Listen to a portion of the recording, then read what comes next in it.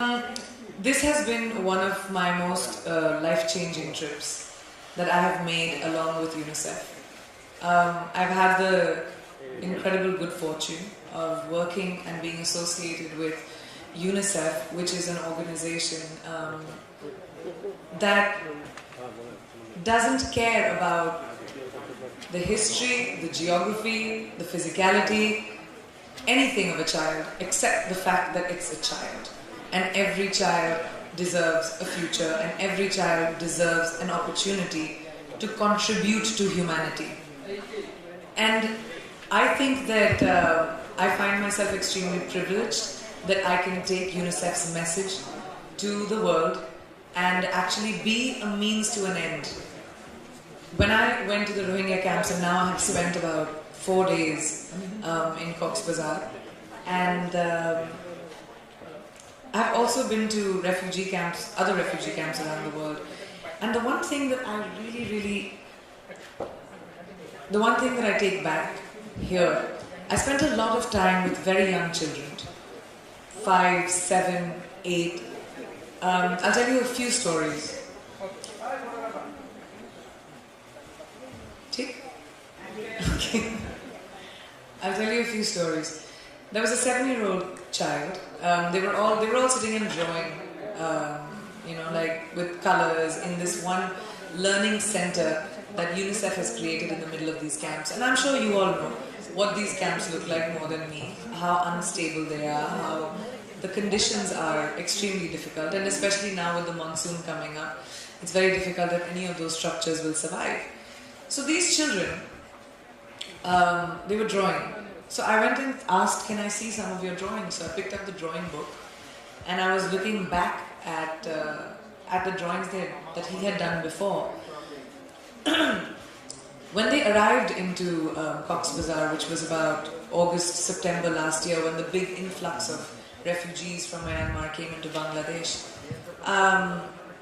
him and his family had walked for about 15 days, and all his drawings were children playing soccer on a football field and helicopters spraying bullets at them. Rocket launchers, and these are 5, 6-year-old children. Rocket launchers being launched at their homes. Heads lying separate, bodies lying separate, hands lying separate. Now these are children at 5, 6, 7. That's what they remember. That's what they know.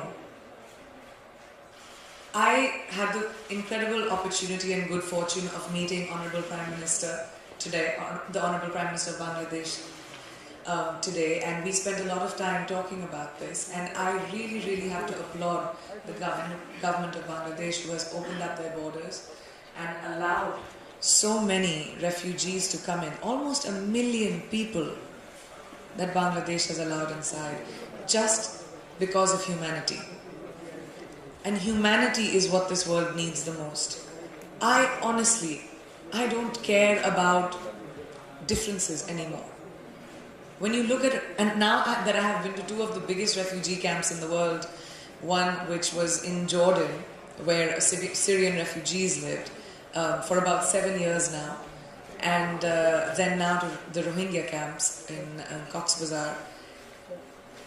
The only thing I can see is a generation of children that will not have education, that will be illiterate, that will be vulnerable to violence, people putting guns in their hands instead of pens. What will happen to the world when there's a huge generation of children that become vulnerable to violence? The world is already in a precarious place. Look at the amount of violence that is happening around the world. Do we need any more hatred? Do we need any more of that? To me, as a global community, the message that I want to take from these camps is that refugee children are the world's responsibility, because they don't have anywhere to go. Basic things that a child needs do not have a stunted development. Food, clean water, so that they don't get cholera or diarrhea or die because of malnutrition. Shelter during monsoons and cyclones. You know how many cyclone shelters you have in Bangladesh, because we know what happens during monsoon season. I'm from India. I know what happens. What happens to those shacks and those makeshift homes? Just the compassion in your heart. This is not the choice of the kids. Nothing is the choice of the children. And for me, that is my biggest advocacy. My mother used to always tell me, actually I'll make the point like that no matter where you are in the world, no matter how badly you are off, no matter how in the worst circumstances that you're in, someone is worse off than you in the world. And if we remember that, there is such a sense of balance that will come to us. And that's all that I'm trying to do. I've had an incredibly heart-wrenching trip, and at the same time an extremely inspiring trip. And you've given me so much of your time, you've given us so much of your time. I really, really appreciate that. Thank you, and I hope